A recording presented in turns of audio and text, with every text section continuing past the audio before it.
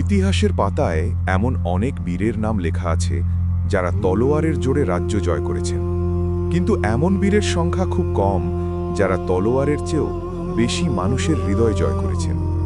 আজ থেকে প্রায় ৮০০ বছর আগে যখন মধ্যপ্রাচ্য রক্তক্ষয়ী ক্রুসেড যুদ্ধে কাঁপছিল, তখন আবির্ভূত হন এক মহানায়ক যার নাম শুনলে আজও বীরত্ব আর দয়ার এক অদ্ভুত শিহরণ জাগে। তিনি সুলতান সালাউদ্দিন আইয়ুবী। একজন সাধারণ যোদ্ধা থেকে কিভাবে তিনি মুসলিম বিশ্বের রক্ষাকর্তা হয়ে উঠলেন, কেন আজও খ্রিস্টান বিশ্ব তাকে শ্রদ্ধার সাথে স্মরণ করে। আজকে এই বিশেষ ভিডিওতে আমরা জানব সুলতানের সেই মহাকাব্যিক জীবন কাহিনী। সালাউদ্দিনের জন্ম ১১৩৭ সালে ইরাকের তিকরিতে। শৈশব থেকেই তিনি ছিলেন বিনয়ী এবং ধার্মিক, কিন্তু ভাগ্য তাকে টেনে আনে যুদ্ধের ময়দানে। তৎকালীন মুসলিম বিশ্ব ছিল বিভক্ত। সালাউদ্দিন উপলব্ধি করলেন, জেরুজালেম পুনরুদ্ধার করতে হলে আগে মুসলিমদের ঐক্যবদ্ধ করতে হবে। তিনি একে একে সিরিয়া, মিশর ও মেসোপটেমিয়াকে এক সুতোয় বাঁধলেন। এরপর এলো সেই ঐতিহাসিক ১১৮৭ সাল। হিত্তিনের উত্তপ্ত মরুভূমিতে সুলতানের কৌশলের কাছে পরাজিত হল বিশাল ক্রুসেডার বাহিনী।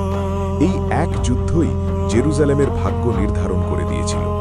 সুলতান কেবল একজন সেনাপতি ছিলেন না, তিনি ছিলেন একজন অপ্রতিদ্বন্দ্বী রণকৌশলী। হিত্তিনের জয়ের পর সুলতান এগিয়ে গেলেন পবিত্র নগরী জেরুজালেমের দিকে। শহরটি তখন ক্রুসেডারদের দখলে। দীর্ঘ অবরোধের পর তারা আত্মসমর্পণ করতে বাধ্য হল। পুরো বিশ্ব তখন ভয়ে থরথর করে কাঁপছিল। কেন জানেন? কারণ ৮৮ বছর আগে যখন ক্রুসেডাররা এই শহর দখল করেছিল, তারা ৭০,০০০ মুসলিমকে নির্দয়ভাবে হত্যা করেছিল। মসজিদগুলো রক্তে ভেসে গিয়েছিল। সবাই ভেবেছিল সালাউদ্দিনও বুঝি আজ একই প্রতিশোধ নেবেন, কিন্তু ইতিহাস সাক্ষী হল এক অলৌকিক দয়ার। সুলতান ঘোষণা করলেন, আমি প্রতিশোধ নিতে আসিনি, আমি এসেছি শান্তি প্রতিষ্ঠা করতে। সালাউদ্দিনের উদারতা কেবল নিজ ধর্মের মানুষের জন্য সীমাবদ্ধ ছিল না, তার সবচেয়ে বড় শত্রু ছিল ইংল্যান্ডের রাজা রিচার্ড দ্য লায়ন হার্ট। তৃতীয় ক্রুসেড চলাকালীন রিচার্ড যখন অসুস্থ হয়ে পড়েন, সুলতান তার চিকিৎসার ব্যবস্থা করেন।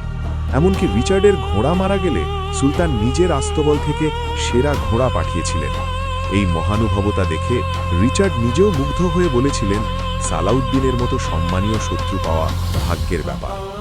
ইসলামের প্রকৃত শিক্ষা যে দয়া এবং ইনসাফ, সালাউদ্দিন যুদ্ধের ময়দানে হাতে কলমে দেখিয়েছিলেন। ১১৯৩ সালে এই মহান বীর যখন ইন্তেকাল করেন, তার কাছে নিজের দাফন করার মতো যথেষ্ট অর্থ ছিল না, কারণ সারা জীবনের উপার্জিত সব সম্পদ তিনি গরিব দুঃখীদের বিলিয়ে দিয়েছিলেন। সালাউদ্দিন আইয়ুবী আমাদের শিখিয়ে গেছেন, প্রকৃত বিজয় সম্পদে নয়, বরং চরিত্রে।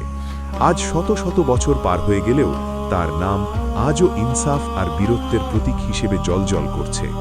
ইতিহাসের এমন আরও অজানা গল্প জানতে আমাদের সাথেই থাকুন।